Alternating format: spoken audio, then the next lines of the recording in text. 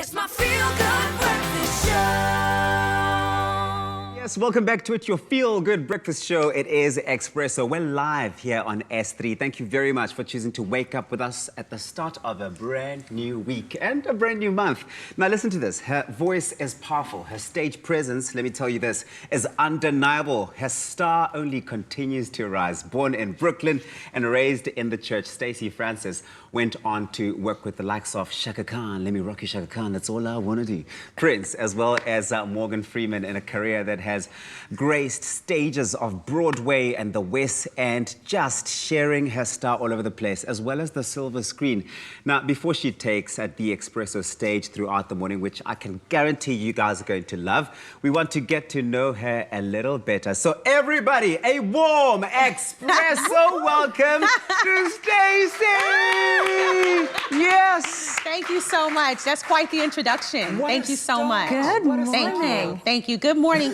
How beautiful is this one? You get to sit next to her every day. I get to sit next to you, She's so pretty. ladies. Thank I mean, you. When I saw her when she came, I was like, "You're the host, right? You're the host. She's so pretty." you guys even look alike somewhat, right? Yeah, Just less I like it. the hair. I would take it. I would take it. Anybody who was raised in the church, Yes. they just do a thing. They have this glow up, and that's where your story began. You began in the church. Yes. Went on to West End, Broadway, Yes. silver screen. Tell us all about your journey. Well, I grew up as a preacher's kid in Brooklyn, New York. Wow. Yeah, and so obviously I was in church literally every day. I literally grew up above the church. Hello, Green Leaf. It's true. We had a church downstairs. My uncle is my uncle's church, and we had a church downstairs, and I was downstairs like every day with usher meeting and choir, you know, and so I grew up in that environment, and then that was an easy transition to Broadway because obviously living in New York City and being inspired. My first show was when I was 16 years old. I started in a show called Mama, I Want to Sing. Oh, yeah? And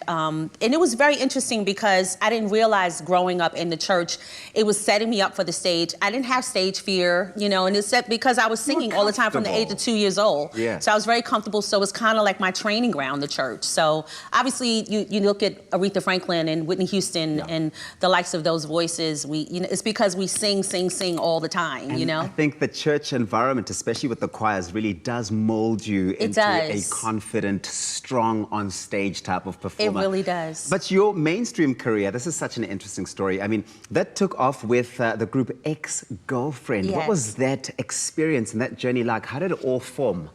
In that sense? Well, like I said, I was in Mama I Want to Sing, and someone actually referred me to the audition. They recommended that I go to the audition for Ex-Girlfriend, and we signed with Benny Medina, who manages Jennifer Lopez.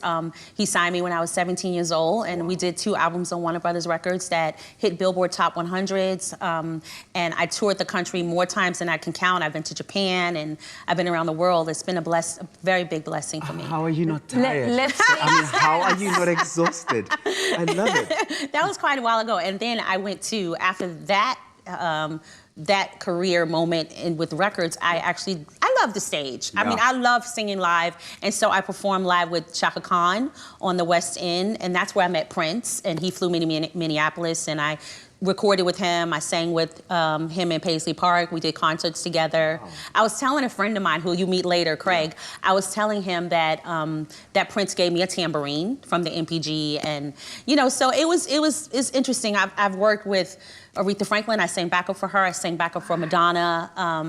I've been on tour with Beyonce. You know, it's been very interesting. It's been. Look at this. Journey. I'm picking up my jaw. Oh, that's so sweet. That's so sweet. Journey. That's so sweet. That is very sweet. Yeah. And then obviously you entered the 2011 singing competition. That also took off brilliantly, set you up for your career as well. What did you take away from that experience? Well, it was interesting because my earlier career, I never felt like I had really reached what I wanted to reach as far as my goals, like really as a solo artist, because I was singing in a girl group, and I never felt like I had reached the goal of solo artist, you know, that Mariah Carey status, or I never reached that, and I just felt like I was short, I had fallen short of that. Yeah. So I wanted to go meet Simon Cowell, and I wanted to see if he would, you know, recognize that. Yeah, recognize. There he is. I mean, yeah. What was that experience like? word. I mean, you obviously having spent so many years sharing the stage with so many great artists. Yeah. Now stepping into a space where you have to be so vulnerable with your art and your talent. Did you feel that it would be an easy breeze because you already had the foundation and such a strong one at that? You know what? I was freaking out. Really? I was freaking out. It was Simon Cowell, you know? I'm like standing in front of him. I felt like an 18-wheeler truck was gonna run me over. I was so scared. But you know, when he stood up, he stood up and he applauded me. I had put his picture on my wall like a couple months before I met him. I mean, I'm really into visualization and putting my reality, just praying and, and manifesting. I'm really into that. Yeah. And it was kind of like a dream board that I created. And I put him on my wall and I was like, I want to meet Simon, because at that point it had been a big gap in my career. And I was thinking, at this point I'm over 40. What am I going to do? Who's going to want to work with me? And I knew that he had signed people over 40. He worked with Susan Boyle. And I thought, okay, he can be my hope, So I put his picture on the wall and 3 months later I was standing in front of him. It was so magical. It was so, so magical. And he stood up and he applauded me. He stood up. Insane. And I don't know if you've ever seen the footage. I always get teased, like I have memes. They have memes of me with the black eyeliner.